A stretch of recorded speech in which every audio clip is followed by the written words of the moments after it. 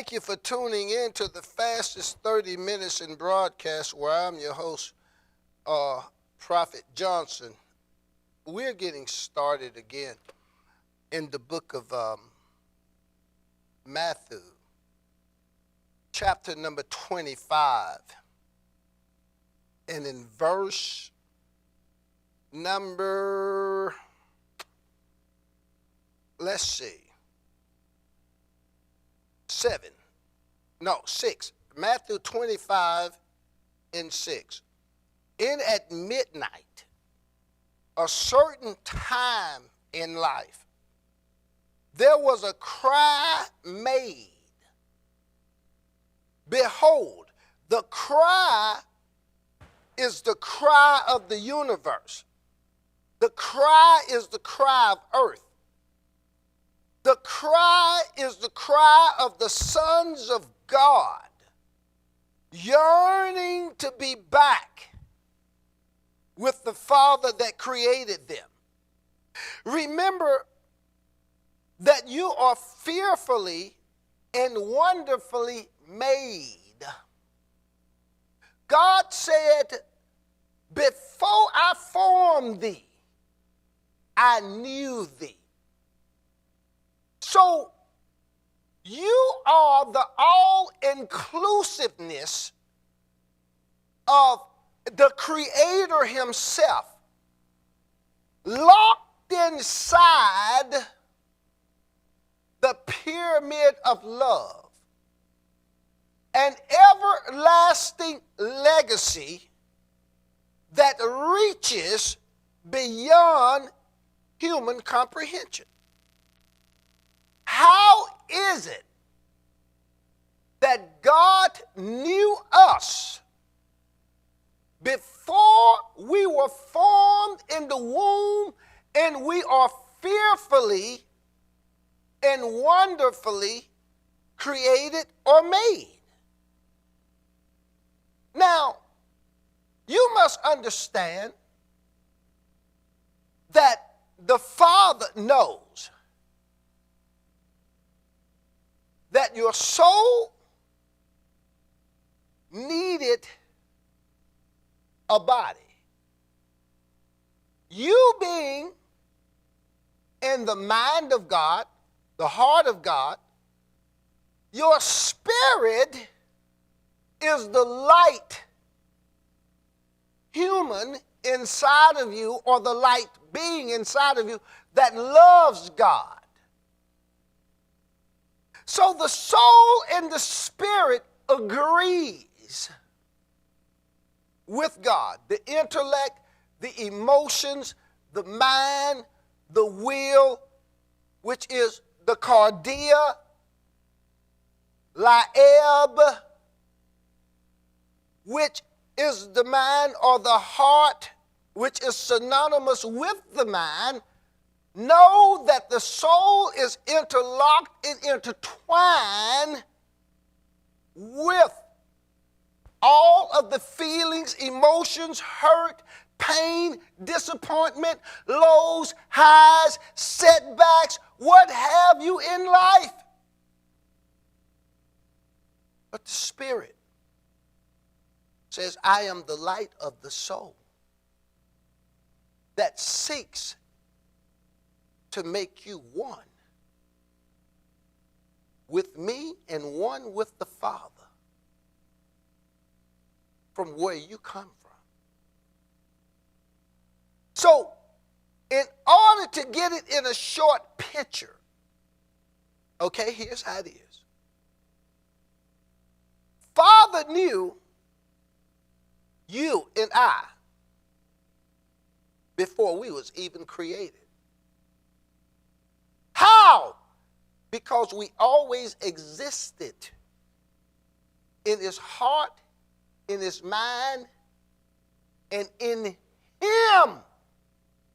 do we live and we move and we have our being. Okay? So I want you to imagine a slingshot. And I want you to imagine a man and a woman on earth. I want you to imagine God having the slingshot in his hand. And you are with God, existing with him, always have been, always will be, will return unto him. That's why people say, I'm going home. I want you to imagine a marble. Remember the marbles back in the old days, back in Mississippi, where we used to shoot marbles in the projects of Mississippi? And I'll never forget one guy. And I wish I could tell the story right now. And I've given the story on an old Living Strong testimony, but I don't have time to chase it right now. It's way back in the archives, you know, where all the guys had knocked the marbles out of the circle. And there was one old guy, old Toot, Jeff, old Toot. And he didn't want to roll for the last two marbles that was in the circle. But to make a long story short, we all said, oh, you got to roll, you got to roll, you got to roll. So, you know, you got about 10 marbles that's been knocked out. It's very precious back in the time of Mississippi when we made the circle and put the marbles in the line, and you got about 12 or 10 marbles in the line. That was wealth. That was wealth because the marbles cost money, and they had color and they had beauty in them. Oh, Lord, I'm telling the story anyway. Jesus, I can't never get through nothing because I'm me. But here's the deal. And old Toot, old Jeff, that was old Link brother. He had to roll the marbles, and old everybody was sitting up, Pookie knows them, and James knows them, Porter knows them. All those them guys, and I'm standing up there watching this whole thing play out. And I had to hook up with old Charles, and we had about 124 marbles all together. And I'll never forget that. Don't y'all be going trying to play it on lottery number 124. But here's the deal. On top of that, old Toot had to roll them marbles. And finally, we like, Jeff, no, you got to roll. You got to roll. He took that marble that he had, and he rolled that marble down to that circle. Remember, the marbles are in a circle. Say! Say! The marbles are in a circle which represents earth.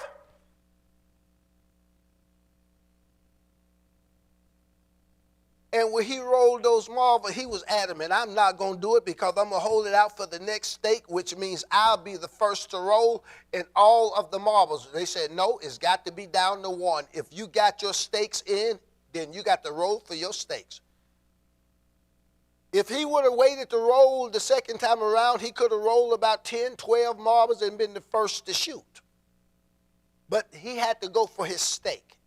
He took that marble and he rolled that marble down towards that earth, toward that circle, and that marble went in and it hit one marble and knocked it out of the circle and bumped to the other marble and knocked it out of the circle. And I tell you what, Toot has his stakes, Jeff has his stakes, and I tell you, we was all shocked, we was all befuddled and bewildered, but nevertheless, he received his stakes to start the game all over again.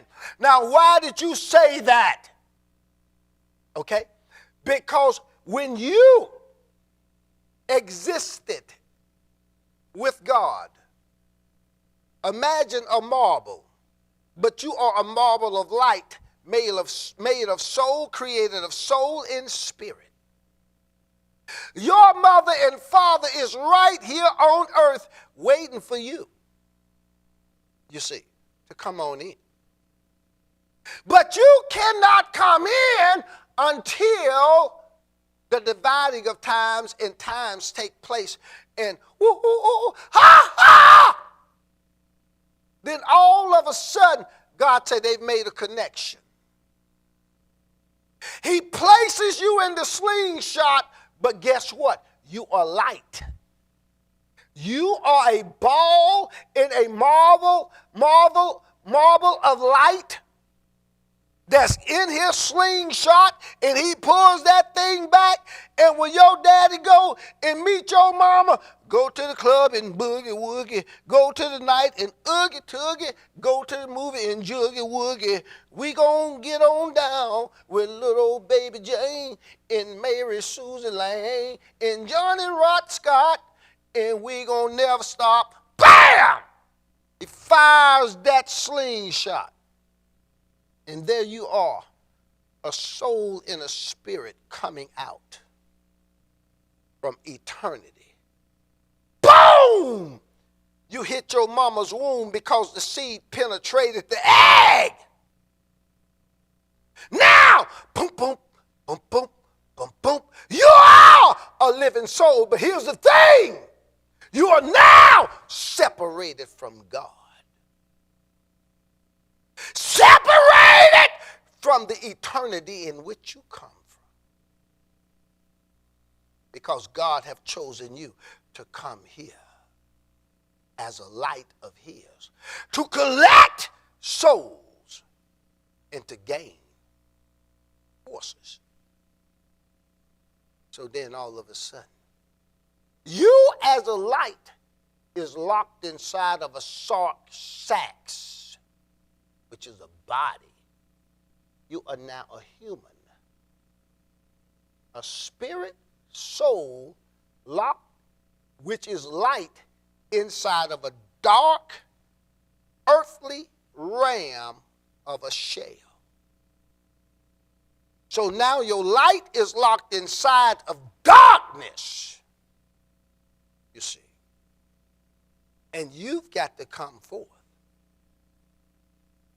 as pure gold. Welcome the earth, human species of mankind. Matthew chapter number 24, verse number 6. In at midnight there was a cry made, behold, the bridegroom cometh. What is he coming after? Who is he coming after? Why is he coming after her? It. Us. Go you out to meet him. Rise up. Go out to meet him.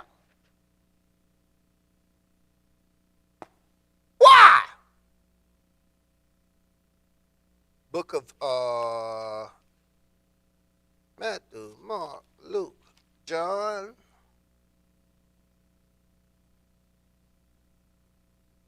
Chapter number 2. And in verse number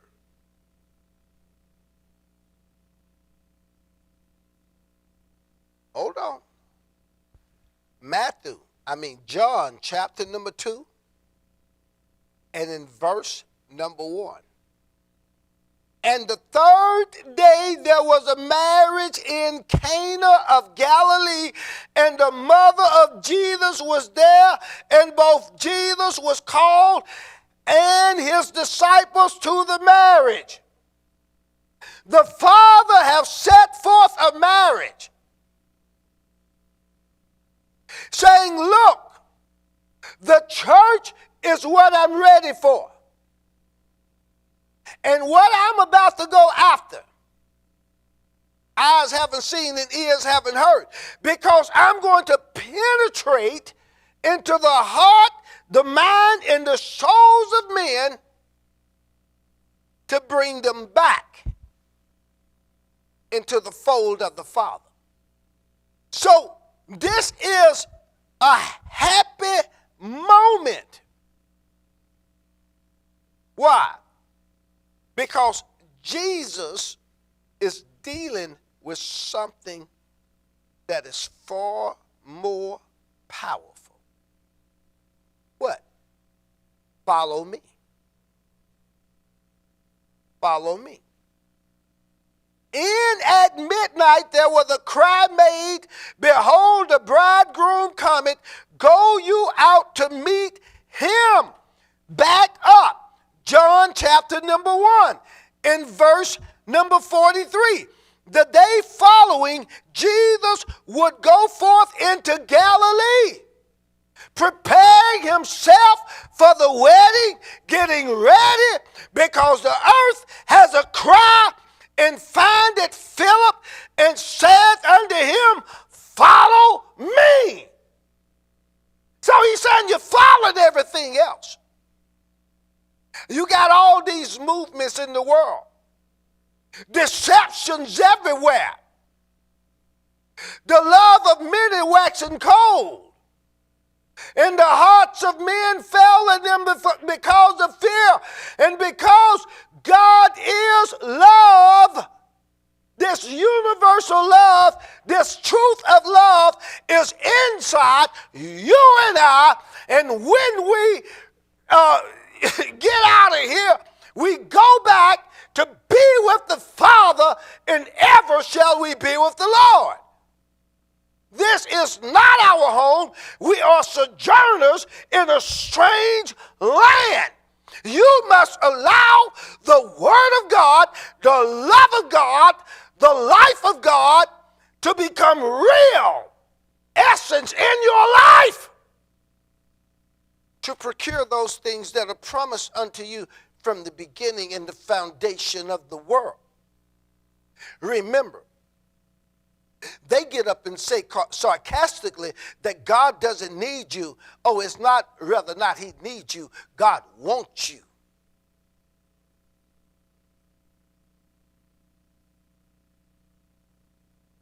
Now Philip was of Bethsaida, the city of Andrew and Peter. Verse number 45, John chapter number 1. Philip findeth Nathanael, and saith unto Nathanael, we have found him. What are you looking for? Who are you looking for? Why are you looking for him? What are you searching for? You have the Father, which is getting us ready. Remember, the bridegroom is going to leave for a season because he's going back to build on a mansion for you. Could you imagine? Let me tell you something, and I'm going to give it to you straight. Jesus said, I go to prepare. I go. So Jesus himself is building your mansion onto his Father's house. Okay? Exactly. Hollywood, them mansions y'all got in Beverly Hills, this little stuff that y'all fighting for on earth, this junkyard TP African hut that the Mexicans are building all over America and living the American dream. You that are in social status, in social society, and fight over your little apartment status with those next door neighbors raising Hades from the abyss of the darkness. You establishment of CEOs and government which live in your quarters, in your facilities of life, in your gated communities. Woo! You living in a junkyard dog. You living in a junkyard dog and don't know it. This is junk compared to what Jesus is building. Prophet John, my mansion has the 6 poles of mankind. 6 of gold and 3 of gold and 3 of silver. Solid throughout, which gleam, which shines up to the top of glory. My mansion have the floor of the gold and the silver reflecting in it. To see all the jewels of the topaz, the onyx, the sardis. Those that go all throughout Genesis. My mansion have walls without walls. I can lay down in my bed that is made of a cloud of feathers and flowers that floats up, not down. My body contorts to the glory of God, and I sleep, and I don't have a roof over my house because my roof is crystal, aligned with gold and silver and that of eternity. I sleep with the stars of heaven, and I see the glistening of God's glory. And I walk up on the pillows of life. Many of you on earth that think that you have your 800, your 3,000, your 5,000, your $20,000 bedroom suits, living room suits, your horsehair taken 1 year, $1 million bed made out of goats, sheep, and all the camels sewn in weaving of that which is from the badger. You only see in your preliminary form of your earthly possessions. You own nothing but the darkness of your soul, the abyss of your life, the termination of eternity, and only the love of God that you will one day have to see that this abysmal force that you deal with, which you called success, which you call accomplishment, and what you call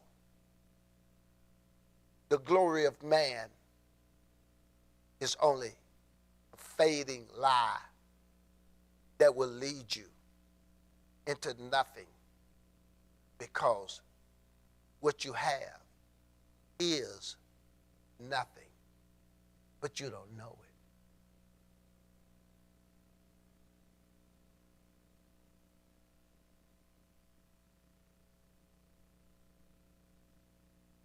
We're in 1 John chapter number 1, and in verse number 45. Philip finding Nathanael and said unto him, we have found him, of whom Moses in the law, in the prophets did write, Jesus of Nazareth, the son of Joseph. And Nathanael said unto him, can there any good thing come out of Nazareth? Why? Because of your location, your identity, who you come from, where you come from. Why would God bring you forth through a mother and father that wasn't married? Why would God bring you forth and consider you to be the black sheep of the family? Why would God bring you forth to be used and abused, manipulated, and sexually accused and sexually abused? Why would God bring you forth into a family and a heritage and allow you to marry or to intertwine with a man or a woman that is not your end result, nor eternal destiny on earth, only to fail and to falter at becoming the glorious you? Why would God bring you children through men and women that really do not understand the purpose of you in their life, to birth the star beings, the heavenly beings, the glorious children of God that will come through a vessel that you connect with, that you are no longer with. And those same vessels that connected with you, go and connect with other human vessels. Why would God allow you as a holy man, a holy woman of God, a child of God, to end up with other species that live their life only for the pleasure, for the glory, for the sex or the relations of man, not for the completeness of the love of who you are or what you intended it to be? Why would he allow your children to become lesbians and homosexuals and live alternative and gay and lifestyles when you love him? When you preach or you teach or you talk about the glory and the wisdom of God, why would he allow your children to lie unto you, to be deceptive? Why would he allow relationships of marriage to hurt you? And you are now divorced, wondering, God, where is your will? Who are you? Are you my father? What is your purpose? Who was this human? Why was I here? Why was I connected to this person? You want to know the answer? Do you want to know the answer? The answer is because God is love.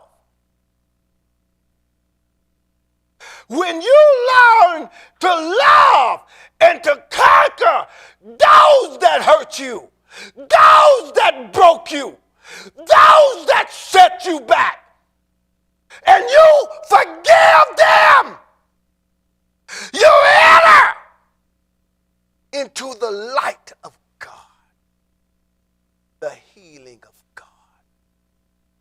And you understand that they were in your life for the part of procreation, to bring your children to light and to life, regardless of where they came from.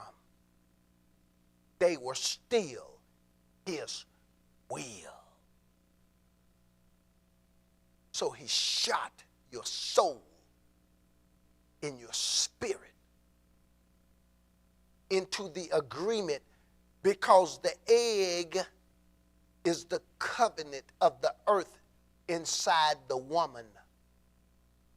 The sperm or the seed from the man is the arrow that cometh from the agreement of the covenant of the heaven, as they both agreed on earth. Shot into the woman, penetrate her egg. Then God releases you from his heart, his mind, through his beitain, his belly, through earth, and you then connects inside of a human, and you become a living soul from your first breath. So your breath up on the arrow's penetration is your first number. He knows the hairs in your days in your breath that are numbered. So he counts them from beginning to end and allows you to be birthed, pass through the canal to do a work for him, a glorious work to save souls that are bound in hell, that are lost and depleted and defeated, demonic forces, evil forces in the land. So you have an appointed amount of time to save as many souls as you can. This is why the Father had to declare unto me that they did not understand that you were like me, because I pitieth mankind, you pitieth the souls. You pitied them and you loved them and you cared for them and you took care of them the same that I do it for you. He said, son, regret not the decisions that you have made, though you have cursed the day that you have been born, and wished to me that you have never been created as a human being on earth to come here to tell the species of mankind who I am, knowing that they would not adhere, because you know from whence you came and where you will be going. But they do not know, because they do not and have not experienced my supernatural abilities in my interventions as you have traveled into those places and know those places. They do not know. He said, your love is a trial, is a test. Your forgiveness is the power of the creative forces. He said they had to be a part of your test in life because you were able to pass it. And without you, they would have never succeeded. And he said, this is why I gave you and allowed you to suffer through the greatness of the ability of the hurt, the pain, the loss, the darkness, the defeat, the longing, the loneliness. And there was no one there to satisfy you or to help you or to lift you up. And you went to the abyss of darkness and you stood alone and you said, why God did this and why did that and why was this? And God said to me the same thing that he say unto you. It was a part of my purpose in my will and my plan to love all of mankind. So therefore, you must remember that you're born for a special purpose. You have a gift given by God. That gift is love. And if you ever bring that out, if you ever love as you are loved, you will remember that no matter who they are and who hurt you, they cannot hurt the love. Start to finish and closing. We'll pick it up tomorrow night.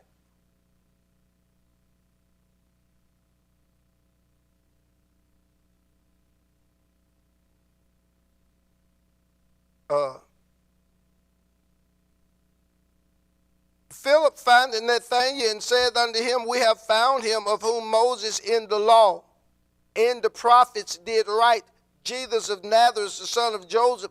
And Nathanael said unto him, can there any good thing come out of Nazareth? Philip said unto him, come and see. That's what God is saying. You're going to come and you're going to see. Jesus said, Jesus saw Nathanael. This is the last verse. I'll pick it up tomorrow. Jesus saw Nathanael coming to him and said unto him, behold, an Israelite indeed, in whom there is no guile. Why? Because he knew you and I before we was made. How did Jesus know who Nathanael was? Jesus saw Nathanael coming to him. Jesus see you coming to him here and saith unto him, behold, an Israelite in whom is no guile. Come on, y'all. Don't y'all know God know us? Jesus said, a man is coming to me and he's not low down and dirty like the rest of the people. That's going to be my time. I'd like to thank you for yours. I hope that you find yourself in this quest for life. And I hope that you also return back to the victorious glory that God has given us. That's my time. Thank you for yours. Father, the Son, the bride. I'll see you guys tomorrow night. Let's get back to the 5 wise and 5 foolish virgins. The Son is coming for his bride. I love